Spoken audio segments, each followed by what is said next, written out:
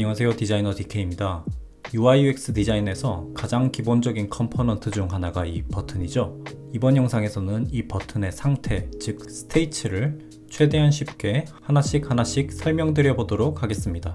특히 영상 후반부에 포커스와 포커스 비저블의 차이를 설명하는 부분이 중요한 내용이니까 끝까지 놓치지 말고 시청 부탁드릴게요. 참고로 이 영상은 한번 업로드를 했던 영상인데 포커스 관련 내용 중에 일부를 고쳐야 할 부분이 있어서 고칠 부분을 고치고 다시 업로드한 영상입니다. 이 부분 참고 부탁드릴게요. 자, 제가 버튼의 스테이츠를 쉽게 구분해서 설명드리려고 CSS를 이용해서 제작한 간단한 버튼 디자인들을 이렇게 실제 브라우저에 한번 띄워봤습니다.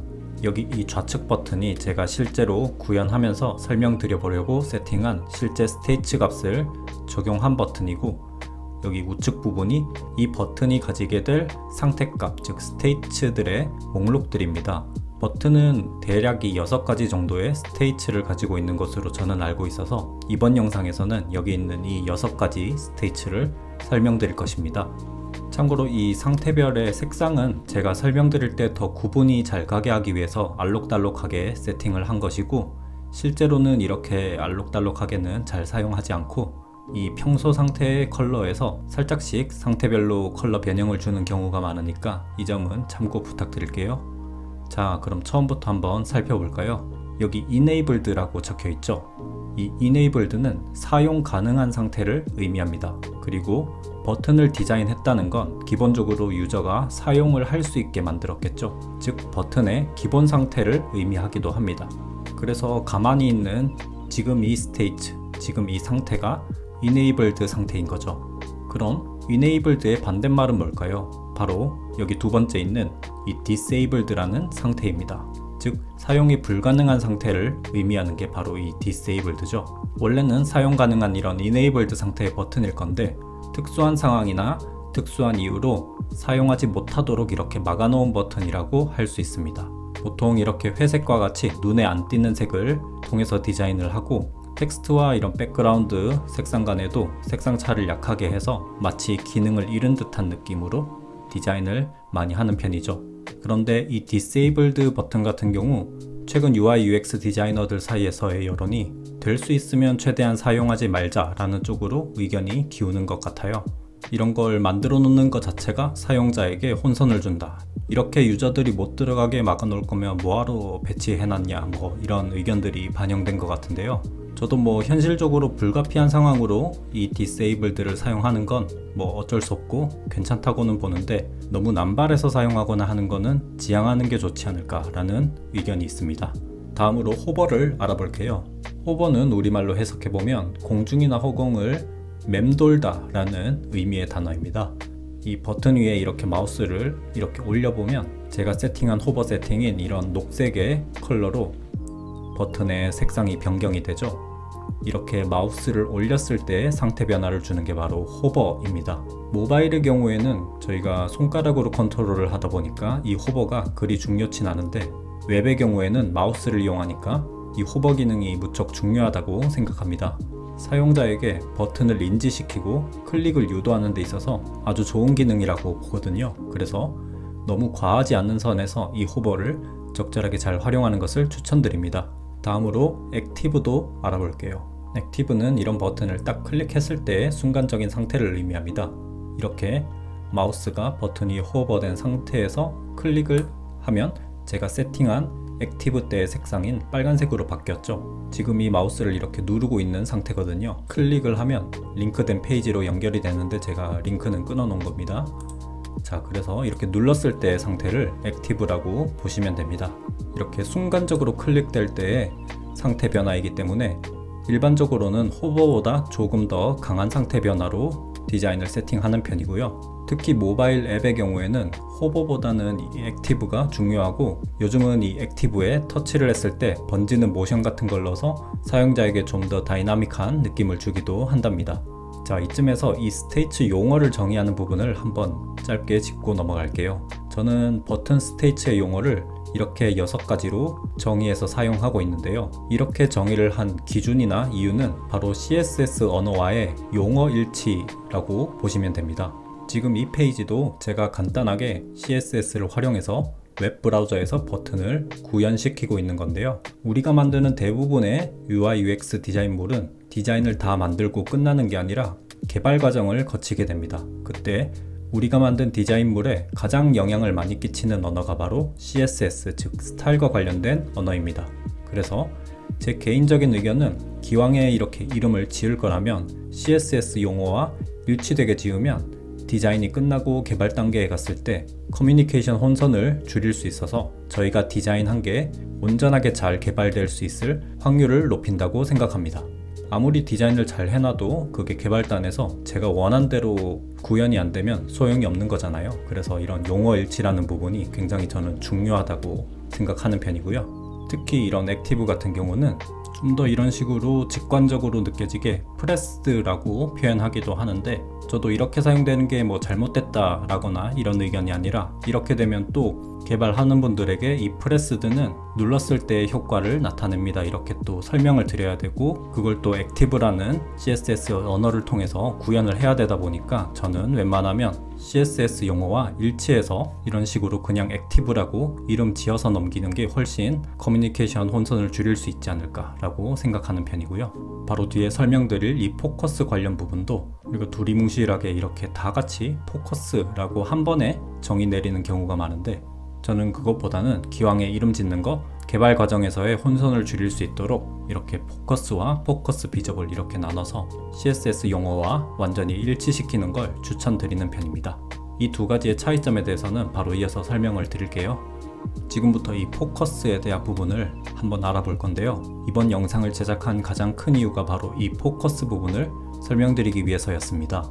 다른 이 네 가지는 사실 이해가 쉽고 아마 대부분들 아시는 경우도 많을 건데, 이 포커스 부분은 꽤 이해하기 모호한 면이 있거든요. 저도 사실 이 부분을 뭐 100% 안다고는 장담하진 못하겠지만, 어쨌든 제가 이렇게 CSS를 통해서 포커스와 포커스 비저블을 분리해서 테스트해 놓은 결과를 토대로 여러분들에게 설명드려 볼 테니까 보시고 포커스라는 기능은 이렇게 쓰는 거구나 정도만 이해해 주셔도 될 것 같습니다. 포커스는 단어 의미 그대로 이 버튼에 집중시키는 용도로 사용하는 기능입니다. 모두들 잠깐 이 버튼을 보세요, 혹은 저 이 버튼 활성화한 상태입니다 라는 표시 같은 거라고 보시면 되겠습니다. 그런데 이렇게 버튼에 집중시킨 상태, 즉 포커스 상태를 만드는 방법은 크게 두 가지가 있습니다.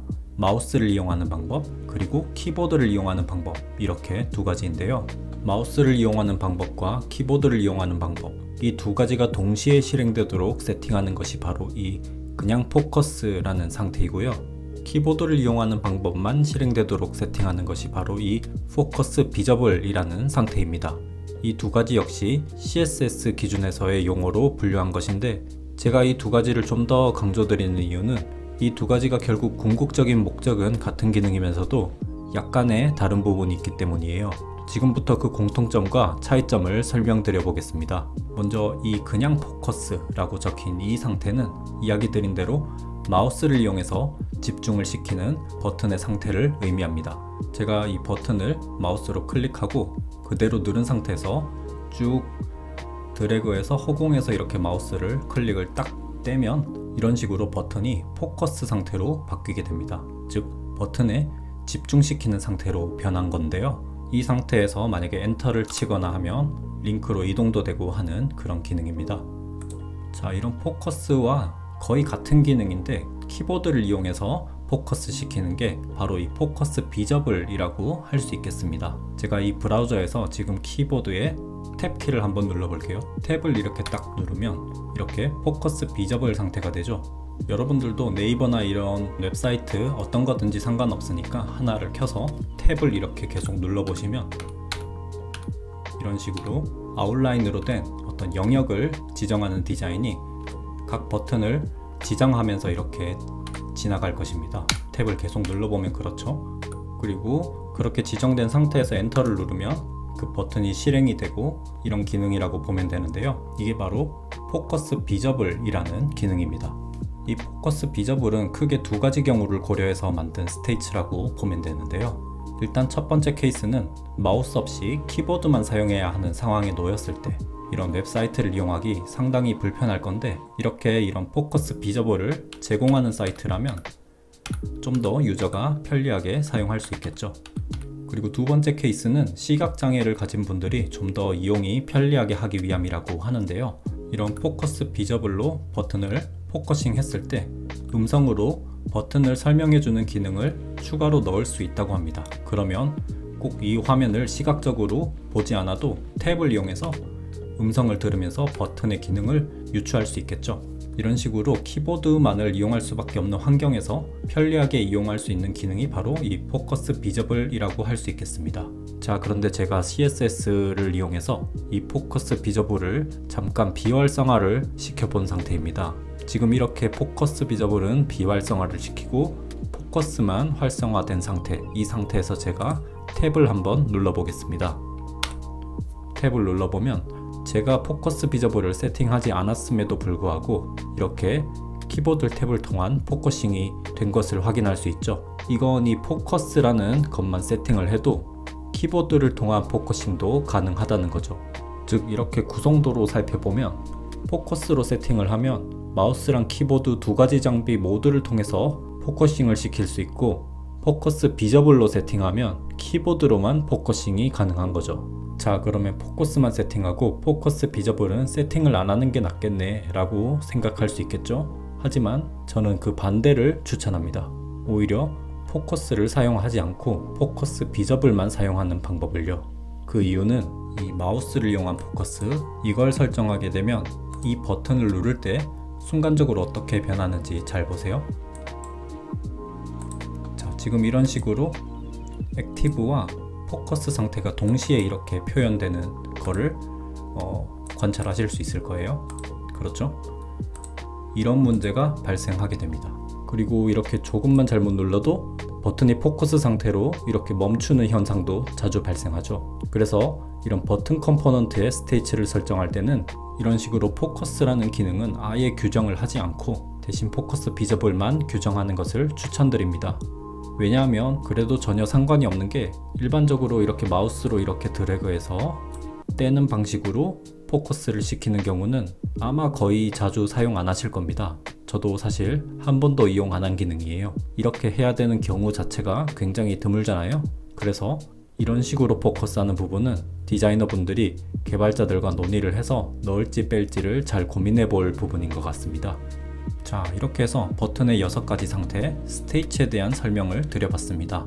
이 스테이츠라는 것은 버튼 컴포넌트에만 있는 게 아니고 이렇게 인풋 필드 같은 곳 있죠. 이렇게 클릭하면 외곽선이 녹색으로 딱 들어온다든지, 이렇게 버튼 말고도 다양한 컴포넌트에 다양한 스테이츠들이 많아서 공부해야 될 부분들이 꽤 많은데요. 하지만 이번 영상에서 다룬 이 버튼의 스테이츠가 어떻게 보면 스테이츠의 가장 기본이 되기 때문에 이 버튼 스테이츠를 잘 알면 다른 컴포넌트들의 스테이츠도 금방 배워갈 수 있으니까 그리 걱정하실 필요는 없을 것 같습니다. 아무쪼록 이번 영상에서 다룬 버튼 스테이츠의 내용을 잘 참고하셔서 앞으로 여러분들도 다양한 컴포넌트들을 멋지게 디자인해 나가길 바라겠습니다. 이번 영상은 여기까지 할게요. 구독, 좋아요 부탁드립니다. 감사합니다.